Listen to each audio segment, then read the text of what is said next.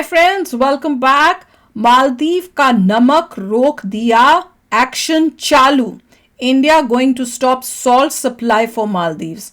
Very good. कितना कुछ हमारे न्यूज में आ रहा है कि क्या क्या बंद कर रहे हैं। पहले अंडा बंद हुआ, फिर क्या आया, टमाटर। टमाटर था, क्या था टमाटर भी, सप्लाई। देखिए एग्जैक्टली मालदीव्स पे क्या इफेक्ट हो रहा है, ये हमें देखना है। नहीं, मालदीव साधारण लोगों पे क्या इफेक्ट हो रहा है, वहां पे क्या प्राइसेस चीजों की बढ़ रही हैं, बढ़नी तो चाहिए। नहीं, मालदीव्स भी वो बड़ा अक्कड़ में है। उसने वो चाइना से, टर्की से, दूसरे देशों के साथ करने की कोशिश कर रहा है कि तुम हमें भेज दो। उसकी अकड़ नहीं जा रही है, वो कह रहा है ना, जो है जो कर लो तुम, हमको कोई फर्क नहीं पड़ता, हम कहीं और से ले लेंगे। पर उनको ये नहीं पता कि तुम जब कहीं और से लोगे तो तुम्हें जब महंगा पड़ेगा या उतनी क्वांटिटी नहीं मिलेगी जितनी तुम चाहते हो। फिर जब आम जनता के ऊपर असर दिखेगा तो फिर वो जो देखिए, मैं यही कहूंगा कि अच्छी बातें हैं कि ये सब हो रहा है, इंडिया तो करेगा, जो हमको तो करेंगे, तुम्हें कहीं और से लेना ले लो। के न्यूज़पेपर्स में वो कब खबर आएगी जब वहां पे प्रेशर बनेगा कि भाई हमारी तो प्राइसें बढ़ रही है। बिकॉज ये मालदीव्स के न्यूज़पेपर की बात कर रहा हूँ। ये एक तरफा स्टोरी है कि हमने ये कर दिया, वो कर दिया, मगर मालदीव्स के लोग बोलेंगे हो रहा है कि हर बंदा जो वहां बोलेगा, देखो भैया मेरा तो बड़ा कबाड़ा चल रहा है, ये हो गया, वो हो गया, तब बात आएगी। एग्जैक्टली। जो भी न्यूज चैनल्स वाले होते हैं उनको ये भी करना चाहिए कि वहां का पता करें कि भैया वहां क्या हो रहा है, वहां पे न्यूज़पेपरों में क्या लिखा जा रहा है, वहां के लोग क्या बोल रहे हैं। तो चलो वीडियो शुरू करते हैं। मालदीव के प्रेसिडेंट ने चीन के साथ हाथ मिलाकर जो गलती करी है, उसका अंजाम अब मालदीव की जनता ने भुगतना शुरू कर दिया है। और मालदीव के हालात भी पाकिस्तान के जैसे होते हुए नजर आ रहे हैं, क्योंकि मालदीव ने भारत के बजाय तुर्की से अनाज इंपोर्ट करने का डिसीजन ले लिया है, जिसमें चावल, दाल, गेहूं, आटा और नमक को इंपोर्ट करने की डील फाइनल कर चुका है। लेकिन यह डिसीजन लेकर मालदीव के राष्ट्रपति कितनी बड़ी गलती करने जा रहे हैं, उन्हें इस बात का तनिक भी अंदाजा नहीं है। और मालदीव का हाल भी ठीक पाकिस्तान के जैसे होने वाला है।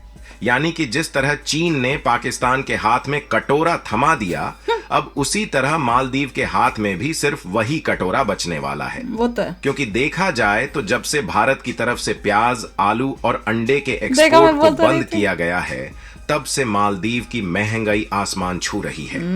आपको बता दें कि मालदीव की तुर्की से दूरी लगभग 5,500 किलोमीटर के करीब है, जबकि भारत से मालदीव महज 700 किलोमीटर ही दूर है। इसीलिए भारत जो प्रोडक्ट मालदीव को कम दामों में भेजता था, वही प्रोडक्ट मालदीव को तुर्की से इंपोर्ट करने के लिए 8 गुना ज्यादा समय लगेगा। और पैसे? और तुर्की की दूरी मालदीव से ज्यादा होने के कारण 8 गुना ज्यादा कॉस्ट चुकानी पड़ेगी, 8 गुना, जिसके कारण मालदीव में लगभग 8% महंगाई बढ़ जाएगी। यानी कि आप देखें तो अभी मालदीव की महंगाई आसमान छू रही है, और इसके बाद क्या हाल होने वाला है आप इसका अंदाजा लगा सकते हैं। पूरी डेवलपमेंट क्या है इस वीडियो में समझते हैं। लेकिन वीडियो में आगे बढ़ने से पहले वीडियो को एक लाइक करके चैनल को सब्सक्राइब जरूर कीजिएगा, क्योंकि आपके लिए यह 1 सेकंड का काम है, लेकिन इससे हमारी काफी बड़ी मदद होती है। असल में मोहम्मद मुइज्जू चीन से मिलकर जब से वापस लौटे हैं, तब से दिन पर दिन भारत के खिलाफ नए नए फैसले लेना शुरू कर चुके हैं, और इसी बीच भारत के ऊपर अपनी डिपेंडेंसी को पूरी तरह से भूल चुके हैं। और जो बायलैटरल ट्रेड मालदीव और भारत के बीच में लंबे समय से मजबूती के साथ टिका हुआ था, मोहम्मद मुइज्जू इस ट्रेड रिलेशन को तोड़ने पर तुले हुए हैं, जबकि भारत के बजाय उनके संबंध तुर्की के साथ तेजी से जुड़ रहे हैं। यानी कि देखा जाए तो मालदीव के राष्ट्रपति मोहम्मद मुइज्जू ये चाहते हैं कि जो प्रोडक्ट हम भारत से इंपोर्ट करते थे, उसी को तुर्की जैसे देशों के साथ शिफ्ट कर दिया जाए। और मालदीव के राष्ट्रपति भारत विरोध में इतना ज्यादा अंधे हो गए हैं कि उन्हें अपनी अर्थव्यवस्था का जरा सा भी ख्याल नहीं है कि आगे चलकर उनके साथ क्या होने वाला है।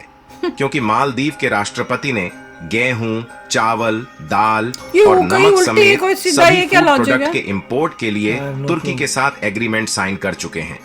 यही नहीं, तुर्की मालदीव को इसी फरवरी के शुरुआती दिन से ही इन सभी फूड आइटम्स का एक्सपोर्ट चालू कर देगा। लेकिन मालदीव के राष्ट्रपति यह हिसाब लगाना भूल चुके हैं कि जहां भारत की दूरी महज 700 किलोमीटर है, वही टर्की की दूरी लगभग 5,500 किलोमीटर है, बच्चे को भी पता होगा कि जिससे महंगा हो इन जाएगा। फूड प्रोडक्ट के इंपोर्ट के लिए जो पैसे देने पड़ेंगे वह भारत की अपेक्षा 8 गुना ज्यादा है। इसके अलावा तुर्की से इन्हें आने में लगभग 8 गुना ज्यादा समय लगेगा, जिसके कारण मालदीव में महंगाई इस कदर बढ़ेगी कि वहां की जनता चाहकर भी सरवाइव नहीं कर सकेगी।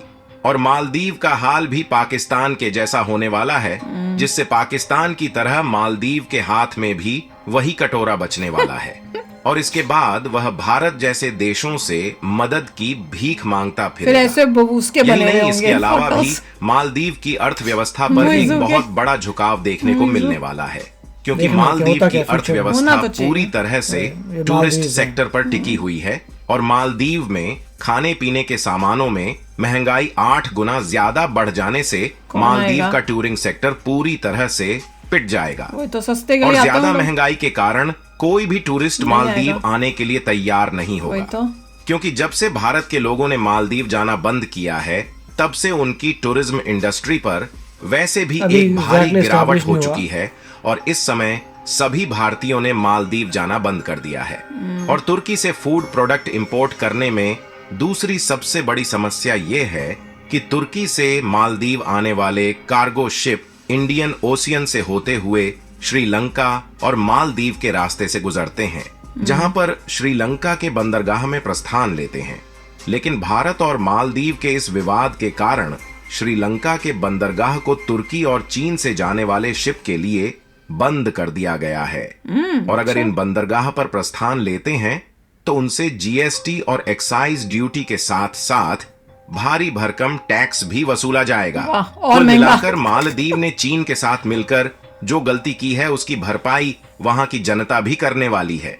और जिस तरह चीन ने मालदीव में अपने पैर पसारे हैं, उससे मालदीव को कर्ज में डूबने का एक बहुत अच्छा तरीका चीन ने निकाला है। और जल्द ही यह भी देखने को मिल सकता है कि मालदीव के कुछ आइलैंड पर चीन ने कब्जा कर लिया है। हम तो कह रहे हैं वो चाइना का इरादा तो वही है, ये सब उसने यही इसीलिए सब चाल चली है। उसने कहा कि भाई इंडिया से दोस्ती तोड़ो, हम तुम्हारे साथ हैं।